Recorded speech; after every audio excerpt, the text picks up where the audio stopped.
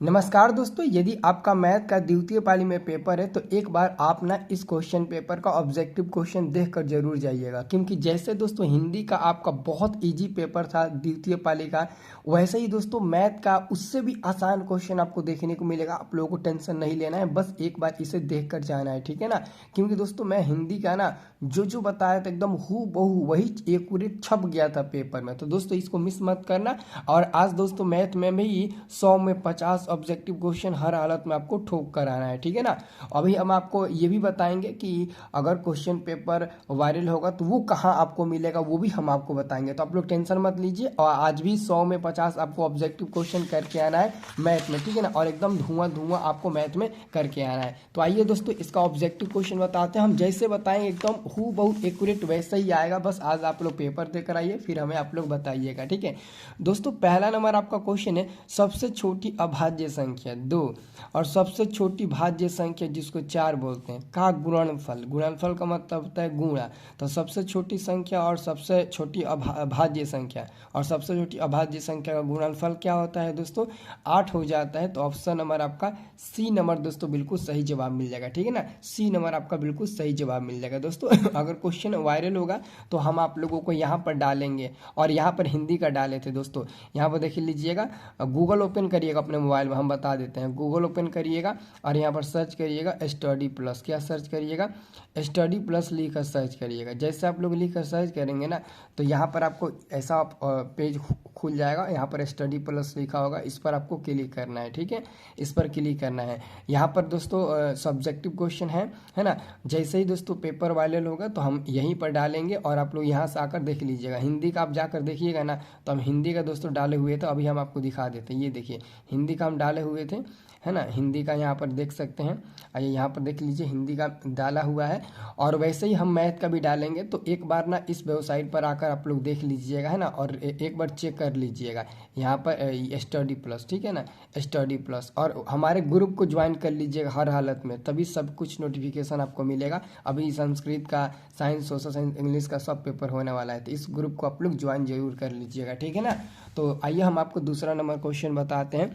एक समबाहु त्रिभुज ABC की एक भुजा 2A है, तो ऊंचाई कितना होगा दोस्तों। समबाहु त्रिभुज की ऊंचाई का फॉर्मूला होता है रूट में 3/2 गुणे भुजा, ठीक है। गुणे भुजा होता है, क्या होता है, भुजा दोस्तों होता है, ठीक है।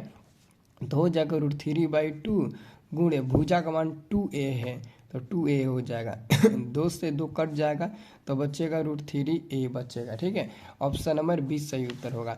अगला है, यदि दो चर में दो एकघातीय समीकरणों के ग्राफ प्रतिच्छेदी रेखाएं हो तो हलों की संख्या क्या होगा। प्रतिच्छेदी है तो अद्वितीय हल होगा, और अद्वितीय हल का मतलब वो केवल और केवल एक हल संभव होगा, ठीक है। क्वेश्चन नंबर 4 दोस्तों, cos 90 माइनस ए, cos 90 माइनस ए दोस्तों साइन ए हो जाएगा। ऑप्शन नंबर 20 सही उत्तर हो जाएगा दोस्तों 4 नंबर क्वेश्चन का। 5वां नंबर दोस्तों क्वेश्चन, जब भी ऐसा रहेगा क्वेश्चन ना तो उसका आंसर आंख मूंदकर एक पर टिक लगा दीजिएगा। कैसे, दोनों डिग्री को जोड़िएगा। अगर दोनों डिग्री जोड़ने पर 90 मिल जाता है तो उसका आंसर 1 मिल जाता है। अगला दोस्तों, निम्नलिखित में कौन सा अभाज्य संख्या, कौन सा अभाज्य संख्या है। अभाज्य संख्या किसे कहते हैं, जो किसी से ना कटे, केवल अपने आप के अंश से कटे या 1 से कटे। तो दोस्तों 41 दोस्तों किसी से नहीं कटेगा, 21 3 से कट जाएगा, है ना। 91 13 7 91 7 से 13 से कट जाएगा, और ये भी दोस्तों कट जाएगा 501, लेकिन 41 किसी से नहीं कटेगा। ऑप्शन नंबर सी होगा। अगला है, दो लगातार संख्याओं का मौसा होता है। दो लगातार संख्याओं का मौसा दोस्तों क्या होता है, 1 होता है। इसे याद रखिएगा, क्या होता है, 1 होता है। 8 नंबर क्वेश्चन है, निम्नलिखित में कौन सा परिमेय संख्या है, इसमें कौन परिमेय है। तो दोस्तों ऊपर में 1 है रूट में, इसका वर्गमूल 1 मिल जाएगा। नीचे में 144 है और इसका वर्गमूल मिल जाएगा 12। तो 1/12 रूट से बाहर निकल गया, P/Q के भी रूप में है, तो यही परिमेय संख्या हो जाएगा। ये नंबर हमारा बिल्कुल सही उत्तर हो जाएगा। क्वेश्चन नंबर 9 है दोस्तों, किसी पूर्णांक p के लिए प्रत्येक सम संख्या का रूप, प्रत्येक सम संख्या का बताइए। ये क्या है, ये लास्ट में क्या है, 1 है। एक सम है कि विषम है, विषम है तो आंसर नहीं होगा। ये क्या है, 1 है लास्ट में। ये सम है विषम है तो विषम है, ये भी आंसर नहीं होगा, हमको सम चाहिए। अगर दोस्त इस p के जगह ये 1 रखेंगे तो 1 क्या मिलेगा, सम, ठीक है, 1 विषम मिलेगा। लेकिन दोस्तों हम p के जगह पर 2 रखेंगे तो सम मिलेगा। फिर 3 रखेंगे तो विषम, 4 लिखेंगे तो सम, मतलब कि कभी विषम कभी सम, कभी विषम कभी सम मिल रहा है, तो ये भी आंसर नहीं होगा। हमको केवल सम ही चाहिए। तो यहाँ पर देखिए पी की जगह जब 2 रखेंगे, 1 रखेंगे तो 2 एकम 2 मिल जाएगा, 2 रखेंगे 4 मिलेगा, 3 रखेंगे 6 मिलेगा, 4 रखेंगे 8 मिलेगा, 5 रखेंगे 10 मिलेगा, ऐसे मिलते चला जाएगा। तो ये प्रत्येक मान जो मिल रहा है वो सम संख्या है, इसलिए ऑप्शन नंबर डी सही उत्तर हो जाएगा। अगला देखिए दोस्तों, एक अशून्य अपरिमेय और अपरिमेय संख्या का गुणनफल। दोस्तों एगो परिमेय संख्या कोई ले लो और एगो अपरिमेय संख्या कोई ले लो, इन दोनों का गुणनफल देखो क्या मिलेगा, तो हमेशा अपरिमेय ही मिलेगा। ऑप्शन नंबर 20 सही उत्तर हो जाएगा, हमेशा अपरिमेय मिलेगा। ठीक है, अगला दोस्तों क्वेश्चन है 11 नंबर, एक्स स्क्वायर माइनस में 11 के शून्य क्या होगा, तो हो जाएगा एक्स स्क्वायर माइनस में 11 बराबर में 0। तो एक्स स्क्वायर 11 को उधर भेज दो, प्लस में हो जाएगा, यहाँ से स्क्वायर हटाओ तो प्लस माइनस के साथ रूट में 11 हो जाएगा, एक हो जाएगा प्लस में रूट 11, एक हो जाएगा माइनस में रूट 11, है ना। तो ऑप्शन नंबर आपका डी नंबर बिल्कुल सही जवाब मिल जाएगा, डी नंबर। ठीक है, अगला दोस्तों क्वेश्चन देखिएगा 12 नंबर, यदि बहुपद एक्स स्क्वायर माइनस के एक्स प्लस 8 के शून्यकों का योग इतना है, शून्यकों का योग यानी कि अल्फा प्लस बीटा बराबर दिया है 6, और अल्फा प्लस बीटा बराबर होता है माइनस में बी बटे ए बराबर में 6 दिया है, ये माइनस तो माइनस, बी का मान हुआ दोस्तों यहाँ से मिलेगा आपका माइनस में के, और ए का मान हुआ यहाँ से दोस्तों 1 मिल जाएगा, तो 1 हो जाएगा बराबर में 6, माइनस माइनस प्लस के बराबर 1 में 6 में गुणा होगा 6, तो यानी कि 6 ही मिल जाएगा, 6 ही मिल जाएगा। ऑप्शन नंबर डी सही उत्तर होगा। वाई अक्ष का समीकरण क्या होता है, वाई अक्ष का समीकरण x बराबर 0 होता है, x बराबर 0 होता है, याद रखना है। 14 नंबर क्वेश्चन है, निम्नलिखित में कौन सा समांतर श्रेणी में नहीं है, इनमें से कौन समांतर श्रेणी में नहीं है, तो ऐसे ही दिख रहा है दोस्तों, ऑप्शन नंबर डी समांतर श्रेणी में नहीं है, सॉरी ऑप्शन नंबर सी, क्योंकि 0.3 है, फिर 0.33, फिर 0.33, फिर 0.333, तो ये हमारा समांतर श्रेणी में नहीं है दोस्तों। अगला दोस्तों, एक्स अक्ष से बिंदु क्यू की दूरी क्या होगा, तो एक्स अक्ष से यानी कि एक्स वाले मान को छोड़ दीजिएगा, वाई वाले मान को टिक लगा दीजिएगा, तो वाई का मान 6 है, तो 6 उत्तर हो जाएगा। अगर x कहेगा तो x वाले को नहीं लेना है, y को लेना है, और y कहेगा तो y वाले को नहीं लेना है, x को लेना है। अगला दोस्तों है 16 नंबर, बिंदु 4.5 कमा 6.5 किस पाद में स्थित है। एक बात याद रखना, कुछ मान कुछ भी दिया रहे, दशमलव में, रूट में, बटा में, गुणा में, माइनस में, कुछ भी दिया रहे, उससे फर्क नहीं पड़ता है, बल्कि उस अंक के आगे पीछे चिन्ह क्या दिए वो देखना है।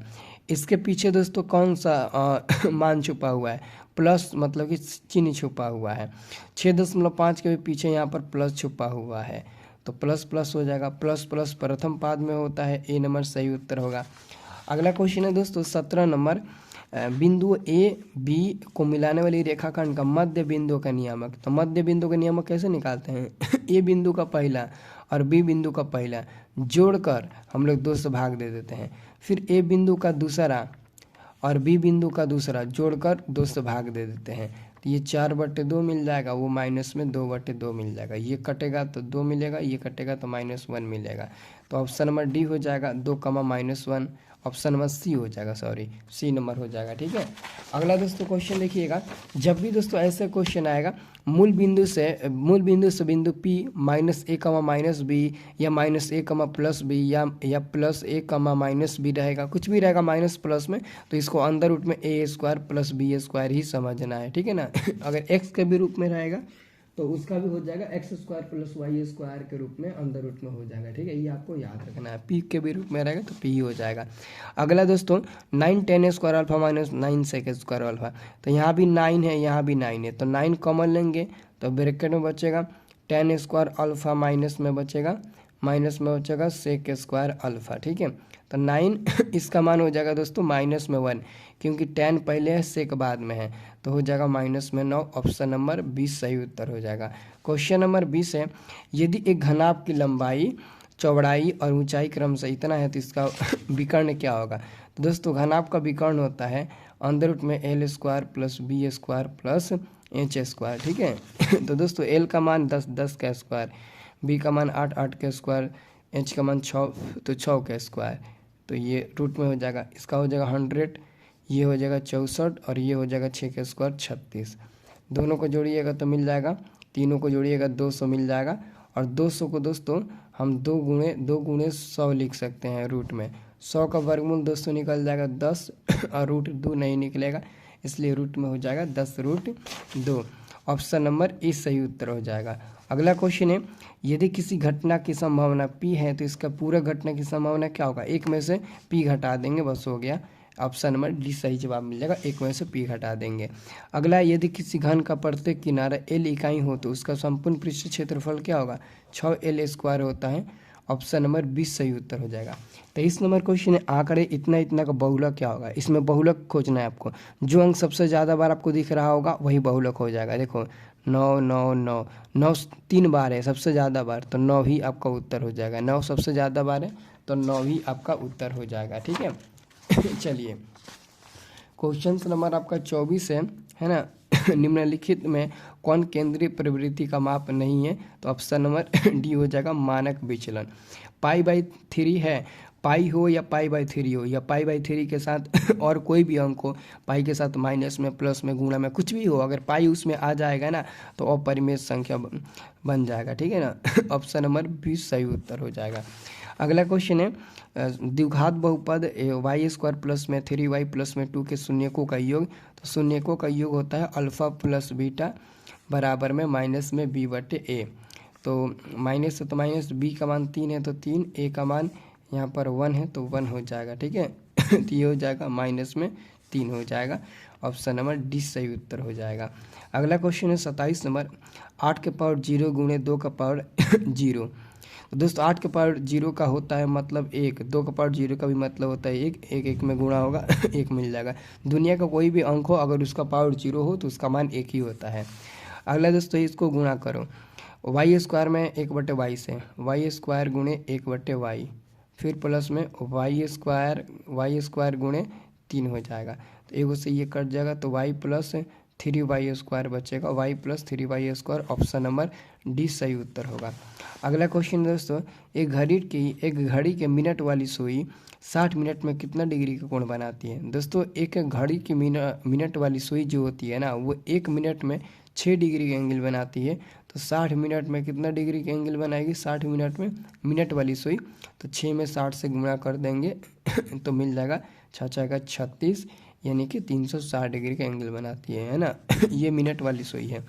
प्रथम 6 अभाज्य संख्याओं का माध्यक क्या होगा। माध्यक पूछा है, 6 अभाज्य संख्या लिखिए। सब 6 अभाज्य संख्या लगातार क्या होगा, 2 3 5 7 11 और 13 हो जाएगा। ये 6 अभाज्य संख्या लिख लिए। अब इसके बीच में मान कौन सा दिख रहा है, एकदम जो एकदम बीचों बीच होगा वही माध्यक हो जाएगा। तो देखो यहाँ से 2 अंक काट लेते हैं, इधर से 2 अंक काट लेते हैं, बीच में बचा दोस्तों 5 और 7, 2 अंक मिला है। तो दोस्तों जो बीच में अंक होता है ना वही आंसर होता है, लेकिन यहाँ पर बीच में अंक 2 मिल गया। अगर 1 मिला होता तो वही आंसर हो जाता या तो 5 या तो 7, लेकिन दोनों मिला है। तो इस स्थिति में हम क्या करेंगे, दोनों को जोड़कर 2 से भाग दे देंगे। ठीक है ना। तो मिल जाएगा 12/2, कट कर मिल जाएगा 6। ऑप्शन नंबर सी सही जवाब मिल जाएगा 30 नंबर क्वेश्चन का। ठीक है, ऑप्शन नंबर आपका मिल जाएगा 30 नंबर क्या हो जाएगा, सी हो जाएगा। अगला क्वेश्चन दोस्तों 31 number, sec square 45 degree minus में 2।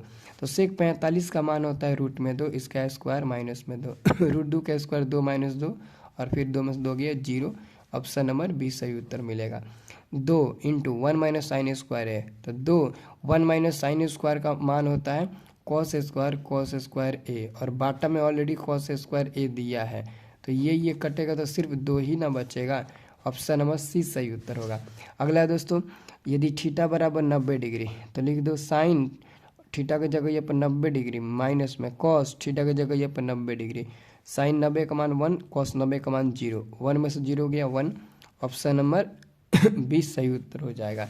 अगला क्वेश्चन है, वर्ग अंतराल 10 से 20 का वर्ग चिन्ह। तो वर्ग चिन्ह कैसे निकालते हैं, वर्ग चिन्ह दोस्तों कैसे निकालते हैं। तो वर्ग चिन्ह निकालने के लिए हम क्या करते हैं, दोनों को जोड़कर 2 से भाग दे देते हैं। 10 + 20 जोड़िए 2 से भाग दे दीजिए, तो 10 20 30 मिल जाएगा /2, ये कट कर मिल जाएगा 15। ऑप्शन नंबर डी सही उत्तर हो जाएगा। ठीक है, अगला क्वेश्चन है tan स्क्वायर 60 डिग्री का मान। tan 60 का मान होता है रूट में 3 लेकिन इसका स्क्वायर बोला गया है तो स्क्वायर कर दो। रूट 3 का स्क्वायर 3 हो जाएगा। ऑप्शन नंबर 20 सही उत्तर हो जाएगा। सभी लोग चैनल को सब्सक्राइब कर लीजिएगा। अगला है दोस्तों 36 नंबर। किसी वृत्त के बाह्य बिंदु P से दो स्पर्श रेखा PA तथा PB खींची गई है। यदि PA बराबर 4 तो PB बराबर क्या होगा? PB बराबर 4 ही हो जाएगा। क्यों दोस्तों PB बराबर 4 होगा? क्योंकि PA और PB दोनों स्पर्श रेखाएं वृत्त पर जो खींची जाती है ना बाह्य बिंदु से, वो दोनों समान होती है। अगर ये 10 तो ये भी 10, ये 20 तो ये भी 20, दोनों समान हो जाएगा। ठीक है, याद रखना है। अगला आप लोगों का क्वेश्चन है दोस्तों 1 + 2 + 3 ++ n बराबर है तो ये हो जाएगा n × n + 1/2। Option number C होगा। अगला है दोस्तों निम्नलिखित में कौन बहुपद है? यहाँ पर दोस्तों x का पावर आ चुका है तो ये बहुपद नहीं होगा। ठीक है ना, यहाँ पर x रूट में आ चुका है, बहुपद नहीं होगा। यहाँ भी रूट में आ चुका है, बहुपद नहीं होगा। लेकिन ऑप्शन नंबर डी में दोस्तों x जो है ना वो रूट से बाहर है हर जगह, इसलिए ये बहुपद हो जाएगा। अगला दोस्तों दो चर x और y में रैखिक समीकरण x + by + c = 0 का कितने अधिकतम हल संभव है? अनगिनत। इसका अनगिनत हल संभव होता है। एक समीकरण से x और y का हम अनगिनत मान निकाल सकते हैं। 40 नंबर क्वेश्चन है कि इसका बहुलक बताना है। बहुलक कैसे बताइएगा? बहुलक तो इसमें सबसे ज़्यादा बार अंक क्या दिख रहा है? 7 7 7, तो यही आपका बहुलक हो जाएगा। 41 नंबर क्वेश्चन है 13 और 19 के बीच समांतर माध्य, तो दोनों को जोड़कर हम लोग 2 से भाग दे देंगे, समांतर माध्य निकल जाएगा। 32/2 कट कर मिल जाएगा 16, है ना, कट कर क्या मिल जाएगा? 16 मिल जाएगा। तो यही हमारा समांतर माध्य हो जाएगा। अगला दोस्तों क्वेश्चन है ये ए और बी अभाज्य हैं तो ए और बी का लसाअ क्या होगा? तो ये दोनों को गुणा कर दो। अगर ए और बी अभाज्य संख्या है तो दोनों का लसाअ आएगा तो दोनों को गुणा कर देना, मौसक आएगा तो 1 मिल जाएगा। ठीक है, चलिए अगला दोस्तों क्वेश्चन देखिए। यहाँ पर क्वेश्चन नंबर है 43। देखिए x, y की मूल बिंदु से दूरी क्या होगा? तो रूट में हो जाएगा x² + y²। अगर दोनों माइनस में होगा तब भी यही आंसर होगा, कोई एक माइनस में होगा तब भी यही आंसर होगा, दोनों प्लस में होगा तब भी यही आंसर होगा। अगला है यदि किसी घनाभ की लंबाई l, चौड़ाई b तथा ऊंचाई h हो तो घनाभ का आयतन क्या होगा? l, b, h तीनों को गुणा कर देते हैं। ऑप्शन नंबर ए सही जवाब मिल जाएगा। आज भी आप लोगों का पेपर ना एकदम ईजी रहेगा। 100 में 50 ऑब्जेक्टिव हर किसी का सही हो जाएगा। बहुत ईजी आएगा, बहुत ज़्यादा ईजी आएगा। तो पूरा आप लोग गर्दा मचा कर आइएगा। ठीक है।